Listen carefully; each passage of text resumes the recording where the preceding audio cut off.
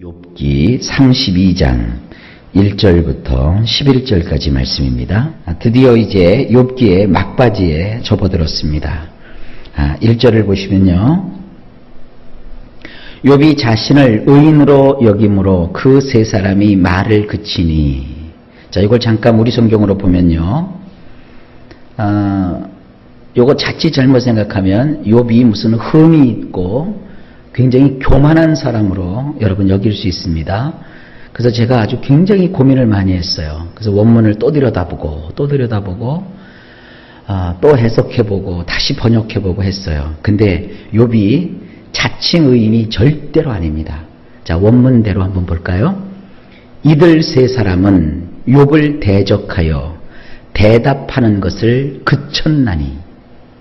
왜냐하면 그가 자기 자신의 두 눈 안에서 의롭다고 하기 때문이라. 자, 이걸 가만히 음미를 해보세요.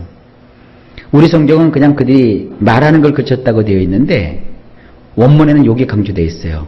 욥을 대적하여 하는 그 얘기를 그쳤다 이거예요. 더 이상 그들이 욥을 대적하지 못했다 이겁니다. 왜냐면 세 친구가 하기 싫어서 아이고 저놈 말도 안 들어 이게 아니에요. 할 말이 없는 거예요. 욥의 말이 하나도 틀린 것이 없기 때문에 그들이 더 이상 욥을 대적할 수 없게 되었어요. 입이 딱 막혀버린 거예요. 왜 그랬느냐? 욥이 자기 자신의 두 눈 안에서 의롭다고 하기 때문이다. 이게 이제 관용적인 표현이에요. 친구들이 이렇게 말을 하고 저렇게 말을 해도 욥이 뭐라고 계속 얘기하는 겁니까? 친구들아, 나도 그 말을 알아. 나도 사람이 잘못하면 하나님께 벌을 받고 불의한 일을 행하면 마땅히 혼쭐이 나는 거 나도 알아. 그런데 좀 생각해봐라. 나는 그렇게 하지 않았어. 내가 도적질을 했거나 남의 것을 토색해서 뺏었거나 내가 불의한 일을 했거나 소위 세상 사람들이 말하는 것처럼 바람을 피고 돌아다녔거나 아니면 내가 누구를 억울하게 했거나 가난하다고 해서 그를 무시했거나 사람 위에 사람 없고 사람 밑에 사람 없는데 내가 사람을 깔보거나 했다면 내가 의당 이런 일을 당해야 돼. 하지만 나는 그런 일을 하지 않았어. 근데 내가 이렇게 어려움을 겪고 있는 거야 하고 이렇게 자기의 의를 규정했다는 거예요. 다르죠? 요건 절대로 자칭 남들이 다 나쁘다고 하는데 나는 의로워, 나는 잘났어 이렇게 한 사람이 아닙니다. 자, 2절로 넘어가 볼까요? 람 종족 부스 사람 바라겔의 아들 엘리후가 화를 내니 그가 욥에게 화를 내면 욥이 하나님보다 자기가 의롭다 하며. 자기 느닷없이 누가 등장합니까? 엘리후라는 사람이 탁 등장을 해요. 근데 이 엘리후라는 사람이 아주 범상치 않은 인물이에요. 먼저 이제 원문으로 좀 보십니다. 얼굴이 지글지글 타오른 엘리후가 있었으니 그는 람족의 부스 사람 바라겔의 아들이니라. 욥으로 인하여 얼굴이 지글지글 타올랐던 것은 자기 네페시의 정당함 때문에 엘로힘을 벗어나고 있기 때문이다.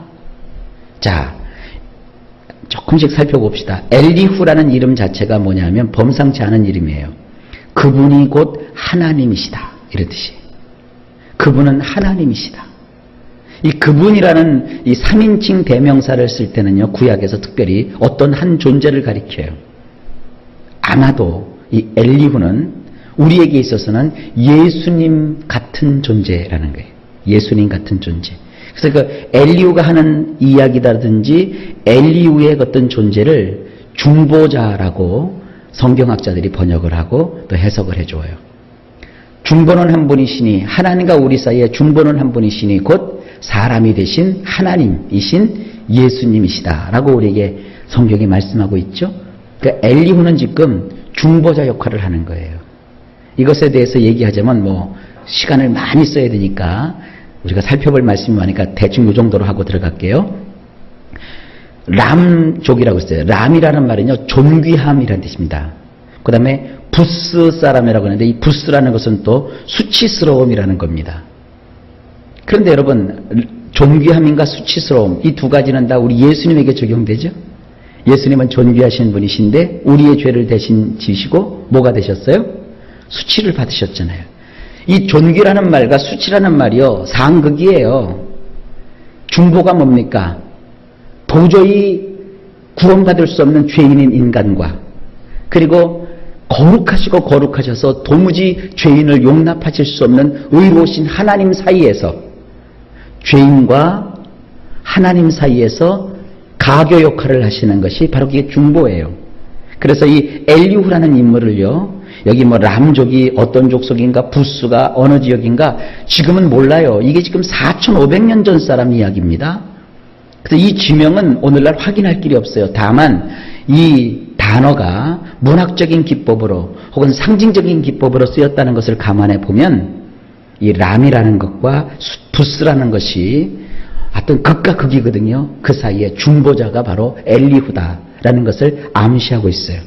근데 이분은 또 누구냐면 바라겔의 아들이래요. 이 바라겔이라는 말은요, 원문으로 보면 복을 주시는 하나님이라는 거예요. 그러니까 딱 맞죠? 우리가 신약으로 볼 때는 예수님은 하나님의 아들이시잖아요. 하나님은 누구세요? 만복의 근원이시잖아요. 여러분, 이 세상에서 복을 주시는 분은 하나님밖에 없으세요. 근데 그 하나님의 아들인 이 엘리후가 이제 딱 나서요. 왜 나섰느냐? 욥으로 인하여 얼굴이 지글지글 타올랐대요. 이 감성적으로 이 화냈다라고 우리 성경에 표현이 되어 있는데, 우리가 막 화를 내는 것 같은 그런 화를 내는 게 아니에요. 얼굴이 부글부글 지글지글 타올랐어요. 뭔가 굉장한 열받는 일이 이제 생긴 거죠. 뭔가 그 안에 있는 것이 막 끓어오르는 거죠. 왜 그러냐 하면 자기의 네페시의 정당함 때문에, 자, 요겁니다. 엘로힘을 벗어나고 있기 때문이다.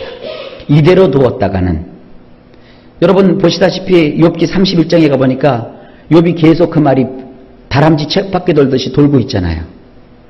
왜 그러는지 모르겠어요. 왜 그러는지 모르겠어요. 내가 왜 이런 일을 겪는지 모르겠어요. 내가 과거에는 이렇게 살았는데 왜 이렇게 내가 이 어려움을 겪는지 모르겠어요. 계속 자기가 하면서 욥이 뭘 주장하는 거예요. 나는 잘못한 것도 없는데, 나는 그릇된 길로 행하지도 않았는데. 그러면서 조금만 더 나가다 보면 이제 뭐가 돼요? 불신앙으로 갈 수 있잖아요. 그러니까 여기서 그렇게 말하는 거예요.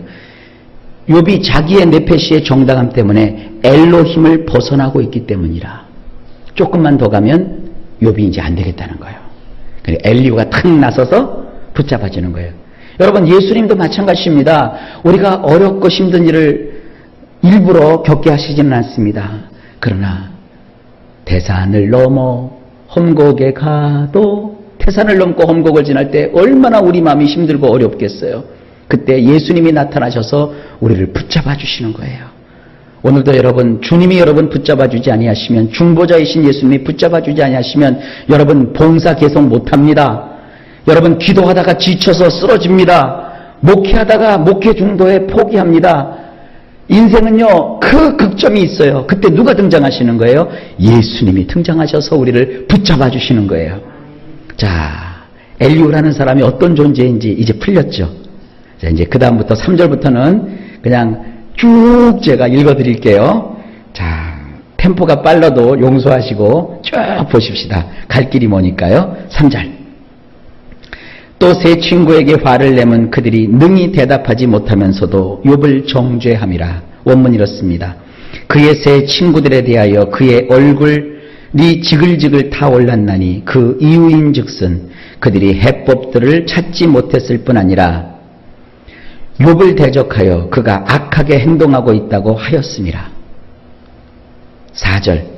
엘리후는 그들의 나이가 자기보다 여러 해 위이므로 욥에게 말하기를 참고 있다가, 원문 이렇습니다. 엘리후는 말씀들 안에 있으면서 욥과 함께 기다리고 있었느니라. 왜냐하면 그들은 그 사람보다 연수들이 오래되었기 때문이니라.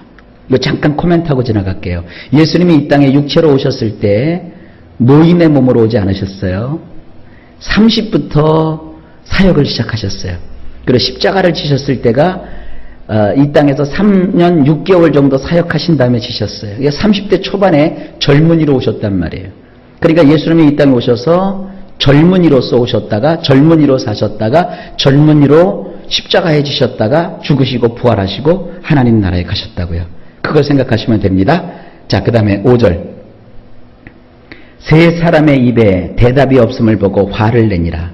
원문 이렇습니다. 엘리후가 보니 그 세 사람의 입에 해법이 없었더라. 그의 얼굴이 지글지글 타 올랐더라. 6절.